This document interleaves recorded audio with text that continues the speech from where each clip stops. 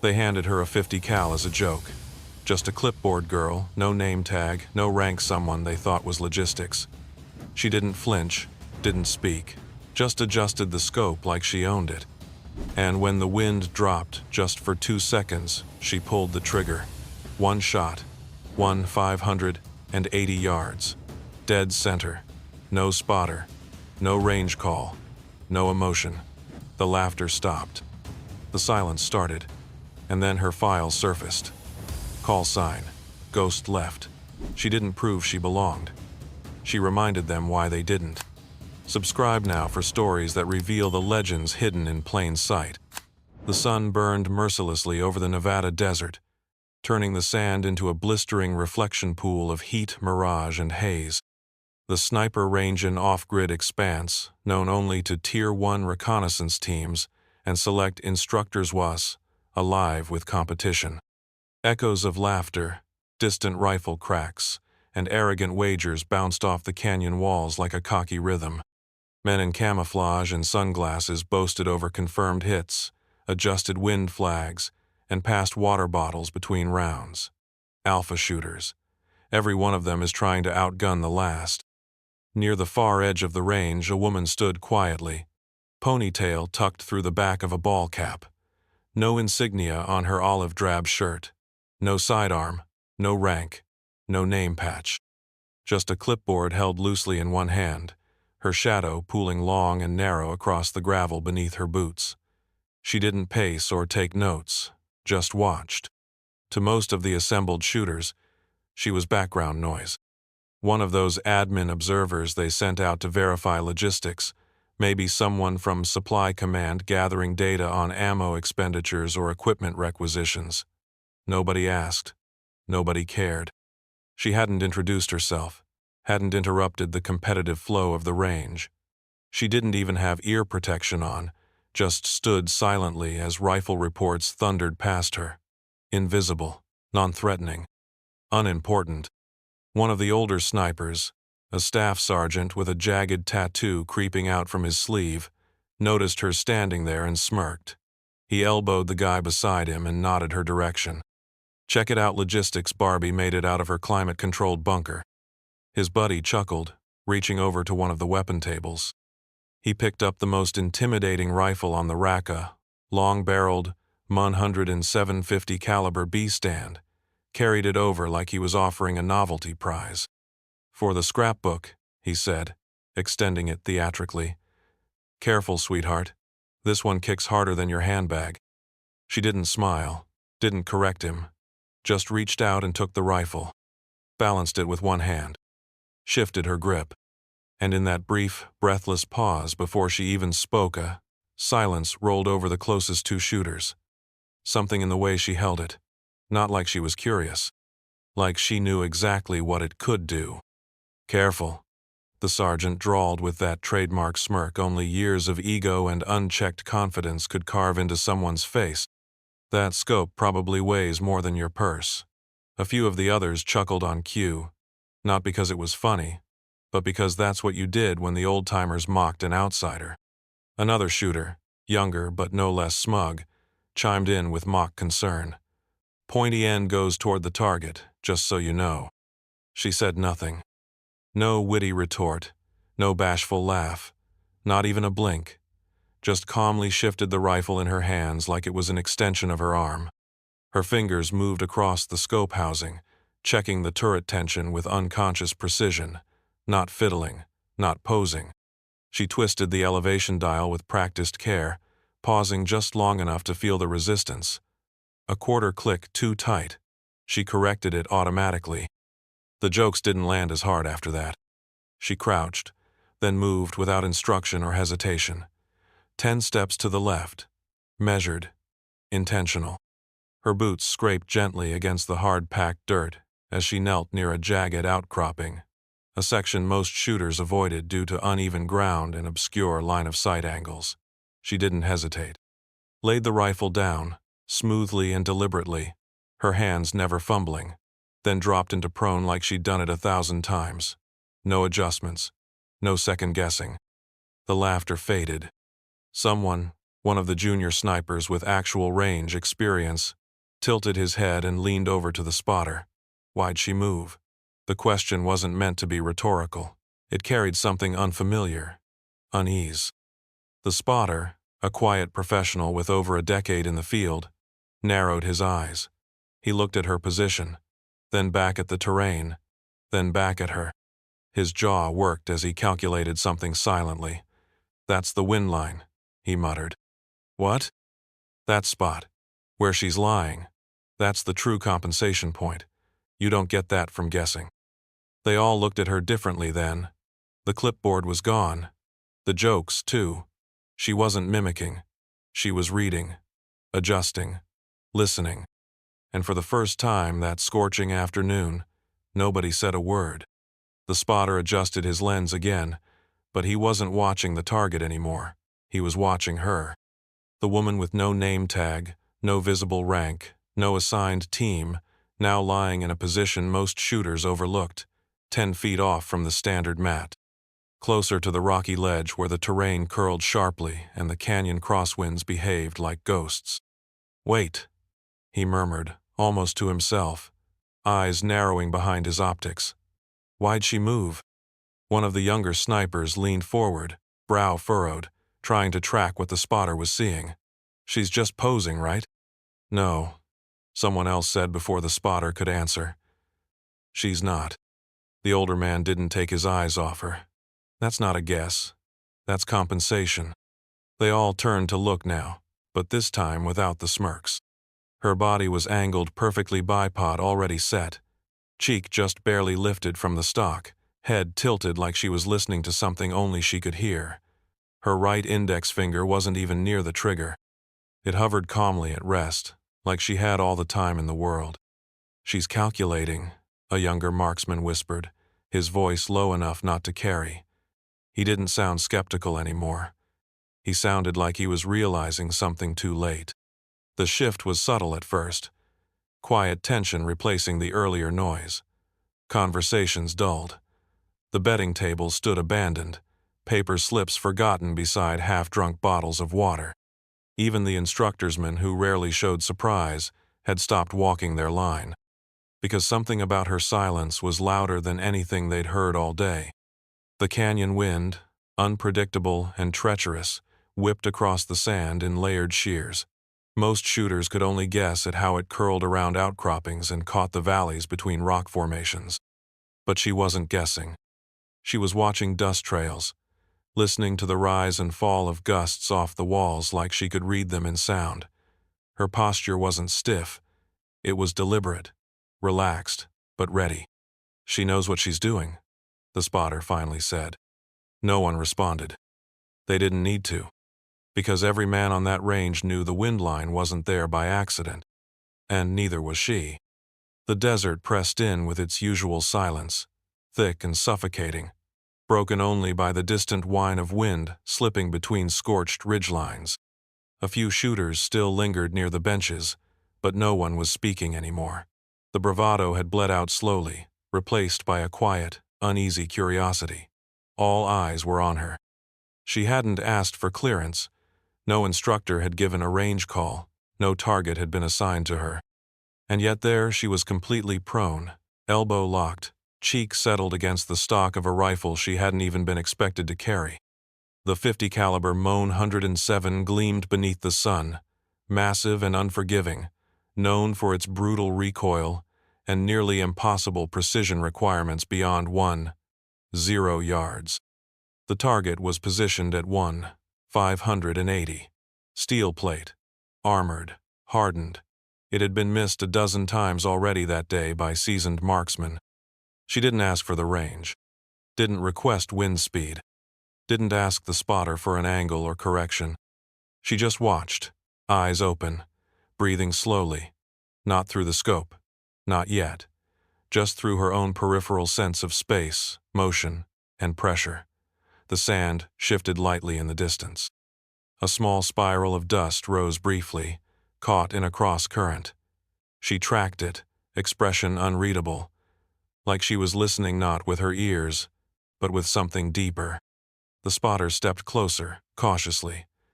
Ma'am, he said quietly, his voice low, respectful now. You want wind call data? She didn't respond. Not even a nod. Just adjusted the rear sandbag by half an inch and realigned her angle. The spotter looked at her, then at the target, then at the rifle. Something about her silence didn't feel like arrogance. It felt like intent. She tilted her head slightly, listening again. The wind curved between rock shelves, creating odd acoustic reverberations, those ghost echoes only long-range shooters ever really noticed. But she was counting them, not mentally, physically. With her breath, each gust gave her data. Each lull was a line of code in the terrain's unwritten language. She was decoding something none of them had ever been taught, something no manual could cover. She didn't ask for distance. She was already inside the shot. The wind had been taunting them all afternoon, shifting in erratic pulses, dipping between jagged rock formations, curling through side canyons like a living thing. No one could pin it down. Not even the experienced shooters, with their advanced wind meters and years of range time. Gusts came fast and unpredictable. Most shooters held back, waiting for something more stable, something that wouldn't send a .50 caliber round sailing off target by feet. But she wasn't waiting for stability. She was listening. Lying prone beneath the raw blue of the sky, the sun glinting off the matte black of the rifle, she exhaled. Not fully, just enough to settle her heartbeat. Enough to let her body forget everything it wasn't doing. One hand cradled the stock with practiced softness. The other rested on the grip still, her finger just outside the trigger guard. The entire line behind her was silent now. Not by order, by instinct. Every man there felt it. Then, the wind dropped. No warning, no shift, just absence. A 2-second pocket of still air. Most wouldn't trust it. It was too short, too perfect. It didn't make sense. But she was already in motion. A breath left her lungs measured and final, and her finger found the trigger. The Mon 107 thundered. The recoil alone was enough to rattle weaker shoulders, enough to draw blood if you weren't positioned right. But it didn't shake her. The rifle kicked like a horse and she absorbed it like water into stone. A full second passed. Then another. Eyes squinted toward the far end of the range, waiting for the telltale metallic thud of impact. It came. A sharp, unmistakable ping cracked through the air. Not a graze. Not a partial. Steel plate. Dead center. The spotter's tablet lit up with data. His eyes scanned, narrowed, then scanned again. He looked from the numbers to the target, then back down. His voice, when it came, was hoarse. Awestruck.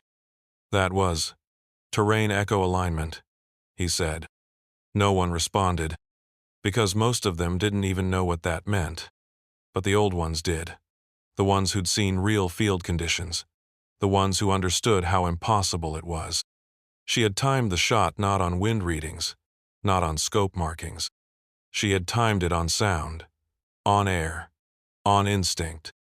And she had hit perfection. No one moved. The rifle still sat on the mat, its barrel warm, the metal echo of its last shot still bouncing off distant canyon walls like a whisper that refused to die. But the laughter, the cocky noise that had filled the range earlier was gone, evaporated like water on sun-scorched sand. Someone muttered, low, almost reverent, "That's not luck." Another voice followed, quieter still, "That's not a textbook." The older sergeant who had first mocked Hertha, one with the swagger and the old tattoos, was already scrolling furiously through his data tablet, searching through local personnel records. His smirk was long gone. His jaw tightened with every page that wouldn't load. Then he paused. There it was. Her file. But it didn't make sense. Name. Redacted. Background. Partial. Clearance level. Scrubbed and reinstated multiple times. Assignment history. Fragmented. Over half the file was blacked, out-redacted in thick black bands that only higher command could peel back. But what was left told a story that changed the temperature of the whole range. Tier 1 contractor. Operational call sign. Ghost left. Confirmed long-distance eliminations. 27. Longest recorded shot. 2. 160 yards. Conditions. Full crosswind. Limited visibility. Zero support. She hadn't been doing logistics. Logistics had been her cover. She hadn't wandered onto the range. She'd been placed here. Embedded. Hidden in plain sight. No fanfare. No salute. No flag waving. Just a clipboard, a simple uniform, and a presence that hadn't drawn a second glance until the shot. The sergeant looked up from the screen, his throat dry.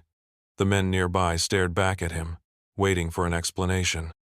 "She's not one of us," he said quietly, then corrected himself. "She's above us." And that's when it hit them, not just the skill, not just the silence, but the setup.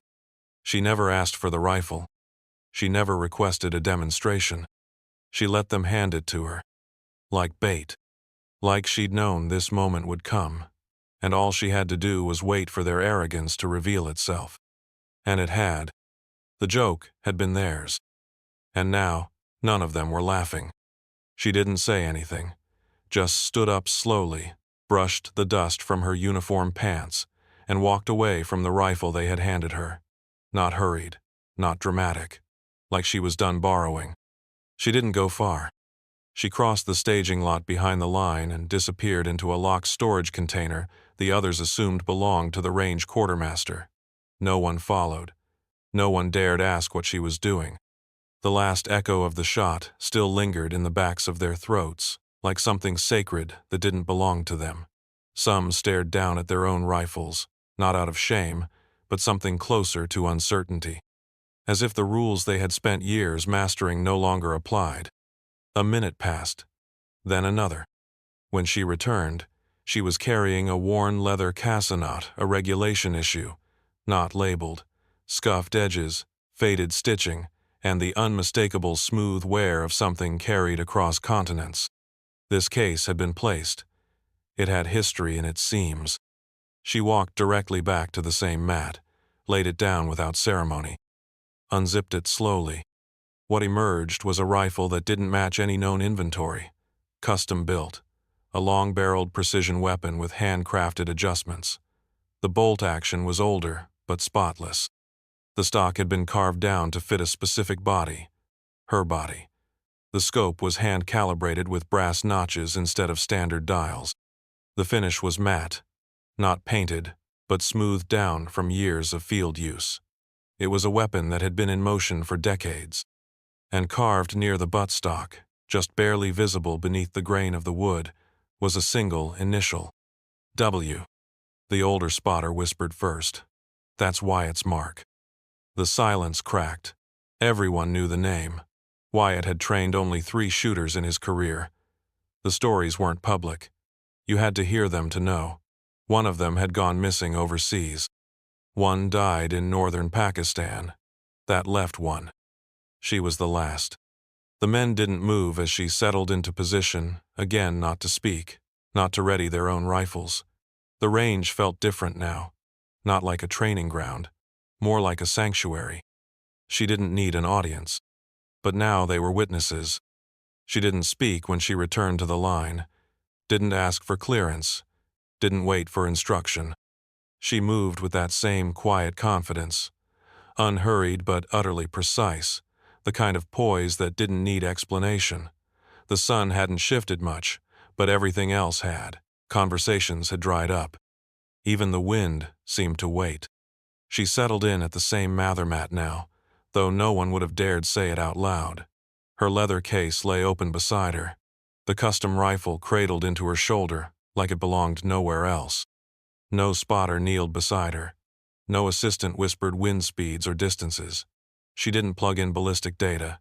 She didn't use a rangefinder. She looked. Just looked. 3 steel targets had been set out earlier for the elite class to rotate through, each placed at a different elevation, camouflaged slightly by natural rock and brush. The first sat at 720 yards, the second at just over 100, and the third, barely visible to most unaided eyes, was wedged near a shadowed ridge at 560. All three had been missed by shooters earlier. Not because they were unfair, just because they were honest. She steadied her breathing, pressed her cheek to the stock, and became absolutely still. The first shot cracked across the range like lightning. The plate rang a second later, dead center. Before the echo finished rebounding off the canyon wall, the bolt cycled clean. Second, shot fired high into a shifting wind column. Hit. Direct. Third shot. Slight angle adjustment. No range call. Just instinct, compensation, and control. Another thunderous report. A full second passed. Then the final plate chimed. 3 hits. All center mass. No mistakes. No corrections. And from shot 1 to 3, only 18 seconds had passed. The range commander had been watching through high-powered binoculars, flanked by senior instructors and 2 visiting officers. He lowered the lenses slowly, removed his cap, and said, almost too calmly, "Update the roster." He didn't look at anyone in particular, but everyone heard. She's not a support staff anymore. There was a long pause. Then the command tech made the entry. Independent marksman. Override access. Status. Permanent. No one applauded. They just watched her rise, dust off her hands, and walk away. Word traveled fast. It always did in places like this. One shot might echo down a canyon wall, but stories?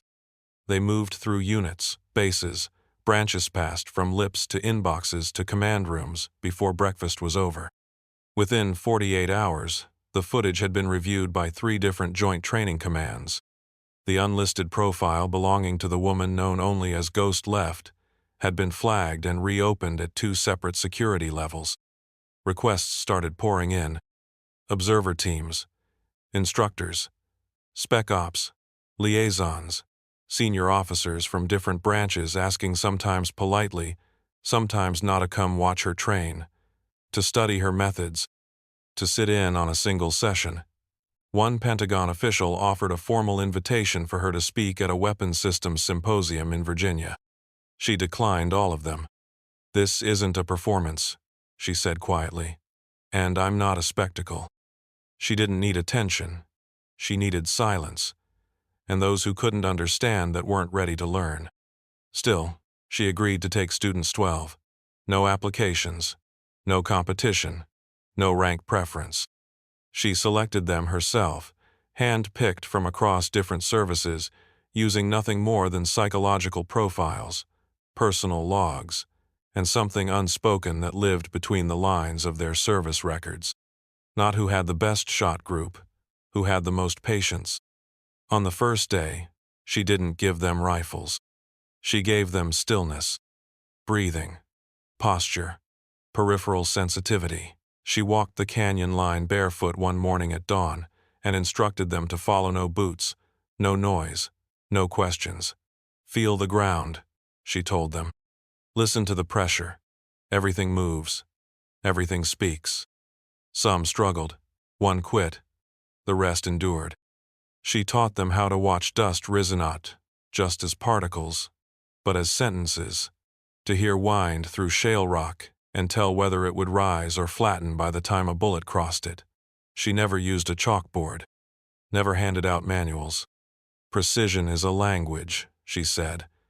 "The earth will tell you everything, if you're quiet enough to hear it." They began to understand. Not how to shoot, how to see. Because marksmanship, in her world, wasn't about bullets. It was about reading the world before it ever moved. He was new fresh out of qualification, still smelling like starch and brand new gear, his boots barely scuffed. Confidence rolled off him in waves. Not arrogance exactly, but something bred from too many paper targets and not enough time on ranges that mattered. He tossed his bag onto a bench with that casual swagger they all had in the beginning, the kind that hadn't yet met silence in its truest form. He looked around, spotted a few instructors watching a live fire session from the upper platform, smirked. "So," he said loudly, just enough to draw eyes. "Who's the top shooter around here?" No one laughed. No one answered. They just pointed. He followed their gesture with a raised brow until he saw her, lying prone at the far end of the range, alone, quiet, head tucked low behind the scope of a rifle that looked like it had survived more years in the field than he had been alive. No headset, no radio. Just the soft whisper of fabric brushing sand as she adjusted her elbow, the rise and fall of her breath barely visible beneath her gear. There was no ceremony, no signal, just presence. The surveillance drone, overhead autonomous, infrared, motion responsive, didn't wait for a range command. It had learned something over the past few weeks. It began tracking her finger before she ever touched the trigger, zoomed in automatically. Anticipation built into its algorithm now. It followed her. Downrange, instructors watched in silence as the target camera flicked on. She fired. One shot, smooth recoil, controlled breath. The impact didn't need confirmation. The tone steel plate, center rang like a bell through the valley. She didn't celebrate, didn't even rise, just chambered the next round like it was another breath. She wasn't here to prove anything anymore. That phase had passed quietly, unnoticed, the way wind slid past stone. Now she was something else entirely. Not the best shooter on the range. She was the range. Everything around her very laugh, every bet, every challenge had been absorbed, dismantled, and left in the sand behind her. She didn't take up space. She defined it. And the mat? The one at the far end no one uses without permission? It belonged to Ghost Left.